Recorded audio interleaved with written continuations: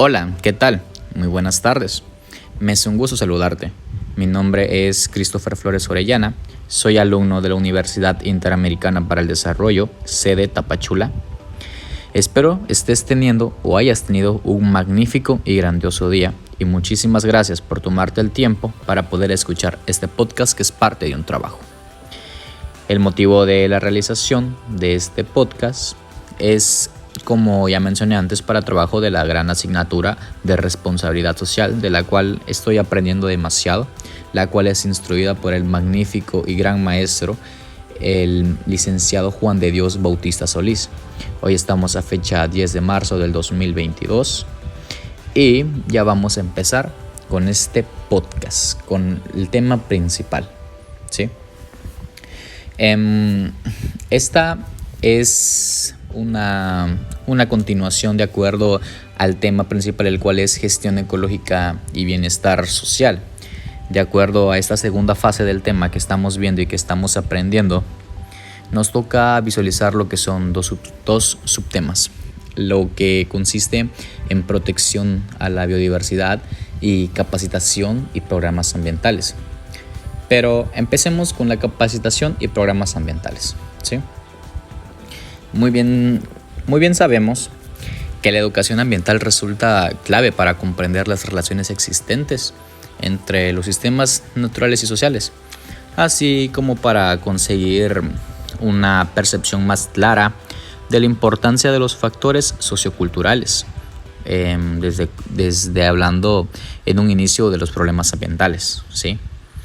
En esta línea se debe impulsar la adquisición de la conciencia, los valores y los comportamientos que favorezcan la participación efectiva de la población.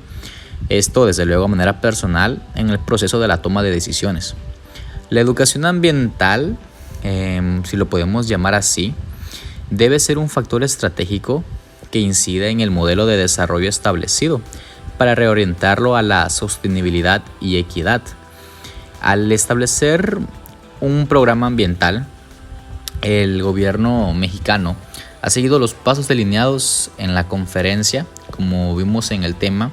Existieron unas conferencias, como bien es la conferencia de Tbilisi, y ha definido la educación y la capacitación ambiental como los mecanismos para lograr un código de conducta consistente con el enorme deterioro de muchos ecosistemas que representan el sustrato biológico del desarrollo industrial.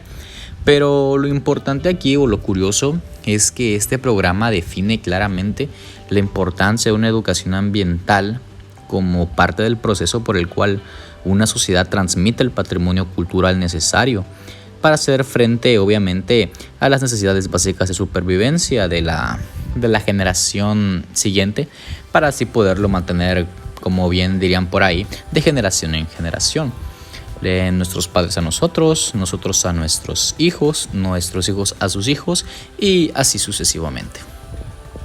Pero es necesario que la educación y la capacitación ambiental en México involucren a la totalidad de la población, o más bien dicho, de la nación, porque cabe mencionar que sí es necesario considerar programas que no solo aumenten el nivel de concientización ambiental, sino que asimismo aporten nuevas habilidades, y que esa educación que recibimos no solamente quede plasmada en un no tires basura, no hagas esto, no desperdicies agua, no caces animales, no tales árboles, porque simplemente nos entra por un oído y nos sale por otro. Entonces, eso no debe de ser así. Deben existir programas especiales y que sean dinámicos para poder fomentar el aprendizaje de estos mismos y darle la importancia que realmente merece nuestra biodiversidad, porque sabemos que México es un país, es un país megadiverso, ¿sí? Entonces hay mucho que cuidar. A nosotros como mexicanos nos conviene y nos es de importancia, debe de ser de mucha importancia, el tener una educación ambiental de acuerdo a la biodiversidad para poder cuidar de ella y mantener su sostenibilidad, ¿sí? Ahora, esto va ligado al segundo subtema de este tema, ¿sí? como dije antes, el segundo tema de esto es protección a la biodiversidad. Y cabe mencionar de que este apartado a mí me pareció muy interesante, ¿sí? Entonces, continuemos. De acuerdo con protección a la biodiversidad, podemos decir que la diversidad biológica abarca todas las especies que viven en un espacio determinado, a su variabilidad genética, a los ecosistemas de los cuales forman parte esas especies y a los paisajes o regiones en donde se ubican los ecosistemas.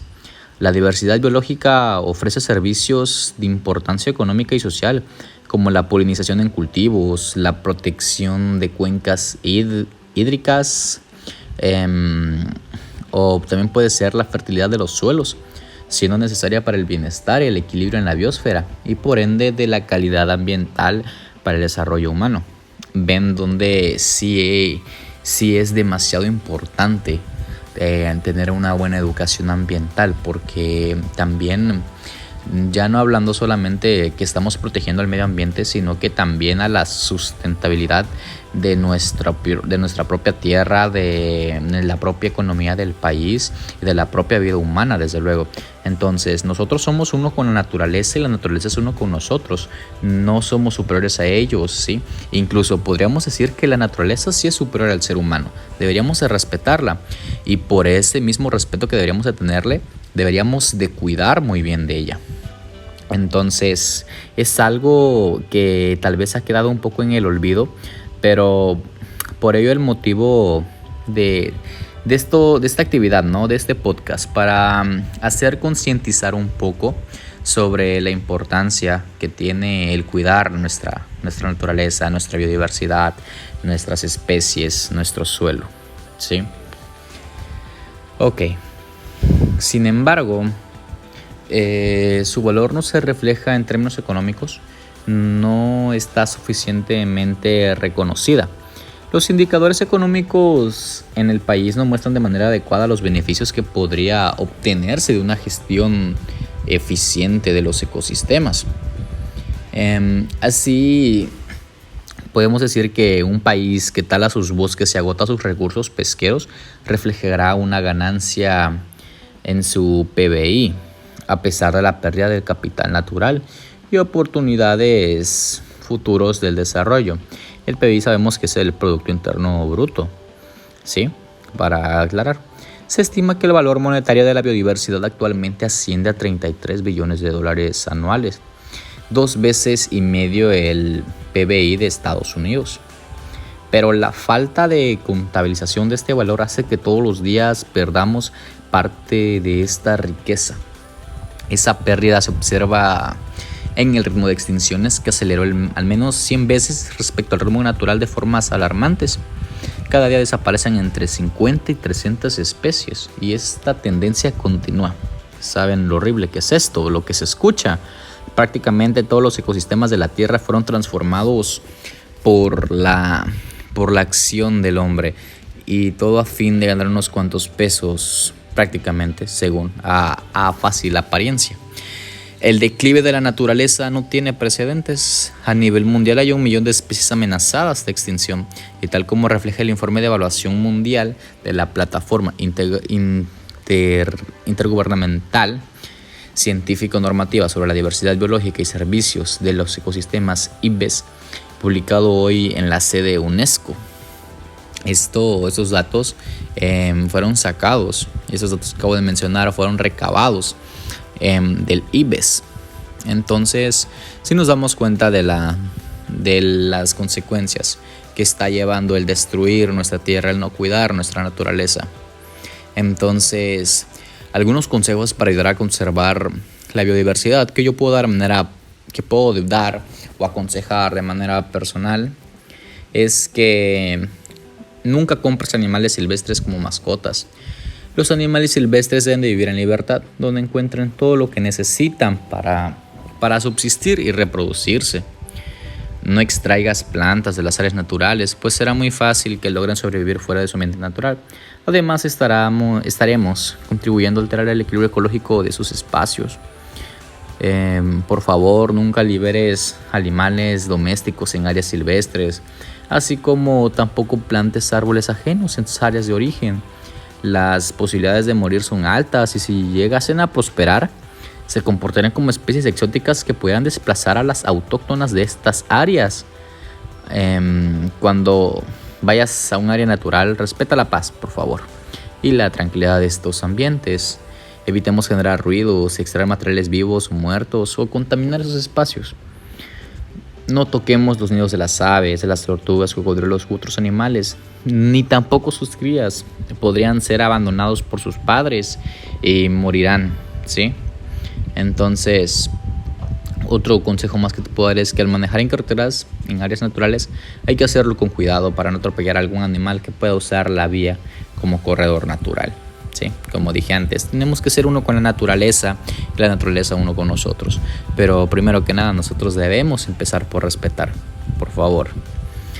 Evitar hacer fogatas en ambientes naturales, porque no solo estaremos contribuyendo con el cambio climático, sino que pudiéramos perder el control del fuego ocasionando incendios que destruyen ecosistemas naturales, el cual es la vivienda de muchos animalitos, el cual no queremos perderlos, sí. Debemos cuidarlos y debemos cuidar nuestra biodiversidad.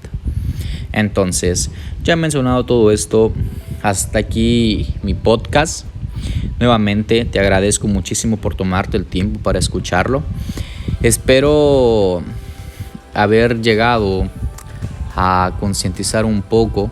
No necesariamente pretendo que con esto se haga un cambio eterno, pero sí que al menos concienticemos de la gran importancia que tiene la naturaleza en la vida diaria, en la vida del mismo país. ¿Sí? Por favor, cuidemos nuestra biodiversidad. Mi nombre es Christopher Flores Orellana y este fue un podcast educativo de la Universidad Interamericana del Desarrollo en base a la materia responsabilidad social. Muchísimas gracias por escuchar.